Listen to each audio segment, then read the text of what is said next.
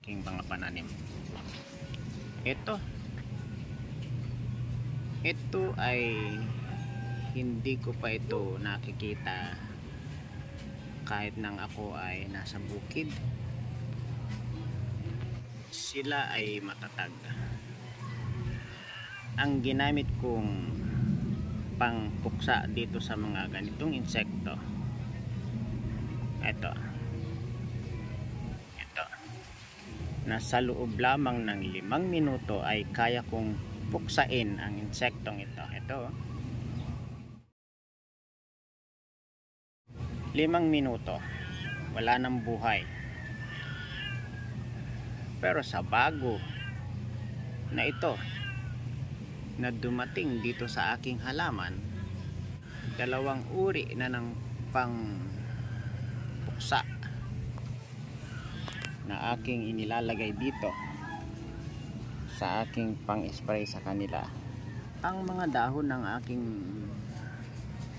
pananim ay ginagapang-gapangan lang, parang wala lang, parang napakalakas pa rin kung ano ang meron sa kanila.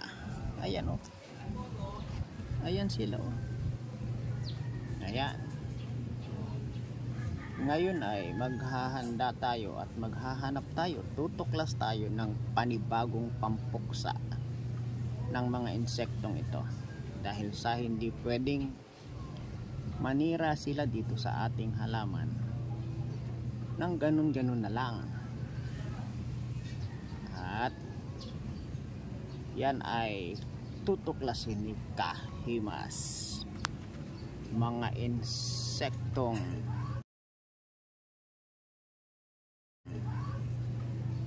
pagong ang itsura, naktela. Sila ay butil lamang ng buto ng pakwan, pero may tinik-tinik. Ayan o, may tinik-tinik nila na napakahuhusay at talagang uubusin ang dahon ng iyong pananim. At kung matsyempohan nila ang talbos, ay talbos pa talaga ang kakainin. Bagong bago.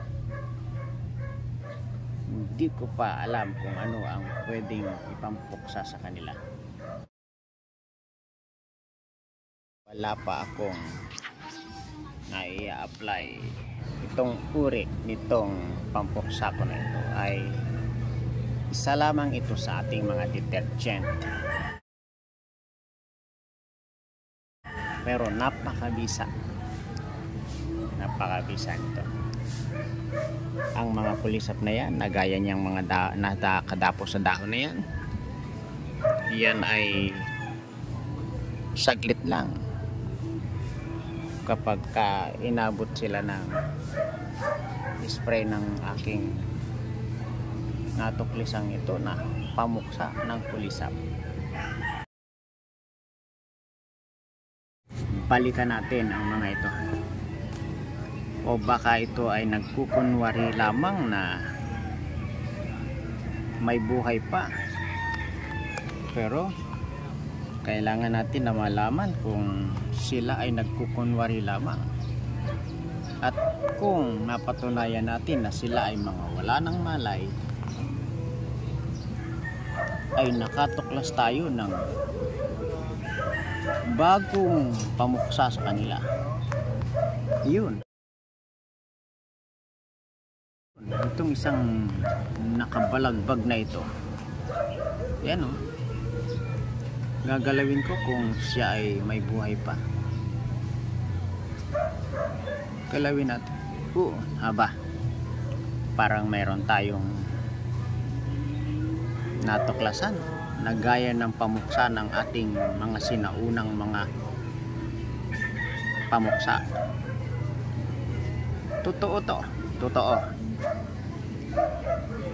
Babalik tayo at kokolektahin natin ang mga wala ng buhay na mga insekto na ito. A few inches later, ilalagay natin sa isang maayos na lagayan para ito ay maging basehan natin na kaya ng ating ginagamit na pamuksa ng insekto sa mga halaman.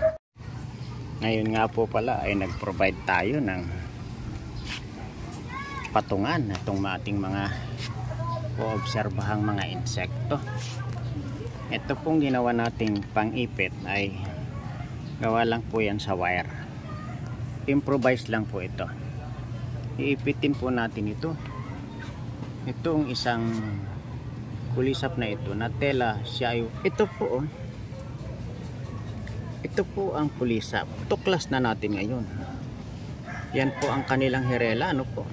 Ayan po, sa loob ng ilang minuto na hindi yan makaalis dyan, ay sa palagay ko yan ay wala ng buhay. Hindi ko po alam ang meron pangalan pong ng nahulog kulisap na doon yan. sa bandang ilalim. Ayun, ayun, pag naipit ko na po ng ating pang-ipit na improvise, ay saka po natin ipapakita sa inyo.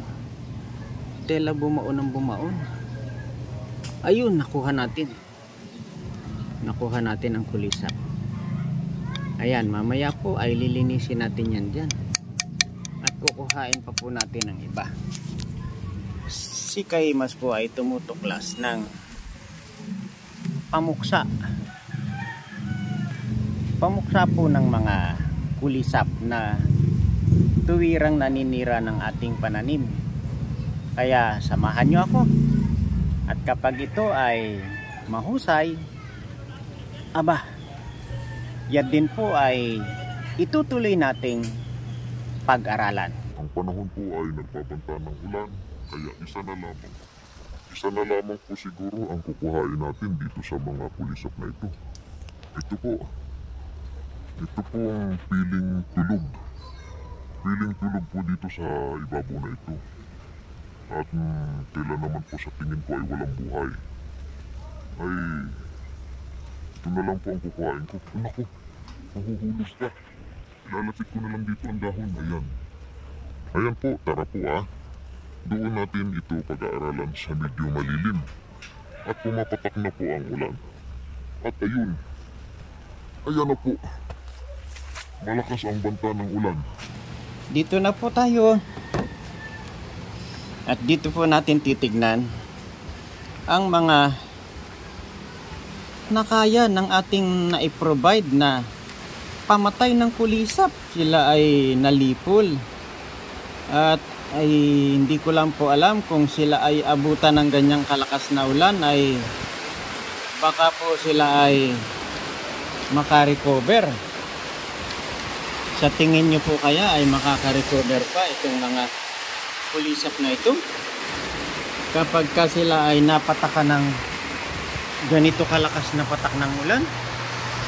Yan po, talaga pong inabot ako ng napakalakas na ulan dito sa rooftop. Mabutihin ko po na mamaya na bumaba. Sa akin po ay natutuwa ako kapag malakas ang ulan. Alam niyo po, si Kahimas ay natutuwa pag malakas ang ulan. Ayan.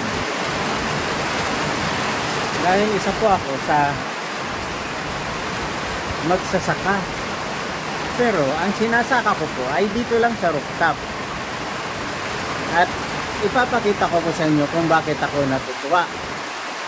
Bakit po si Kahimas ay natutuwa sa patak ng ulan? Kahimas TV official po. Ano po kaya ang dahilan kung bakit ang patak ng ulan na ito ay aking gustong-gusto? Naksan niyo po ang aking mga pananim. Ayan. Silang lahat po ay nasa container lang halos. Ayan po, nasa container din. Ang mga gabi na yan ay nasa container din. Ayan. At ang mga puno po na yan, ang mga kalamansi, ayan, ay nasa container din. Lahat po ng pananim ni Kahimas ay nasa container lang.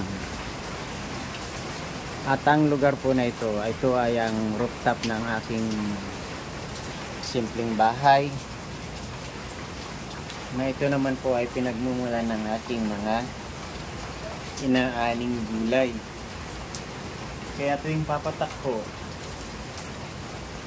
sa drum ng aking mga pansahod ang ulan, gaya po niyan, at napupuno po ng patak ng ulan na yan, ay isa po yung kayamanan sa aking mga pananim. Ang mga pananim ko po dito ay ayan, mga nasa container na kalamansi. Ayan po. Meron din po ako ditong herba buena. Ayan. Yan po ang herba buena ko na napakalusog. At ang mga napakahalaga po ay ang aking mga bagong pananim na sumisibol pa lang. Ang mga bagong pananim ko po ng mga sumisibol pa lang ay gaya ng mga ampalaya. Meron po ako dyan. Bukod-bukod po ang pagkakatanim yan. Yan. Ayan po, oh. Yun. Yan pong mga pananim ko na yan ay talagang dito po sa rooftop nabubuhay.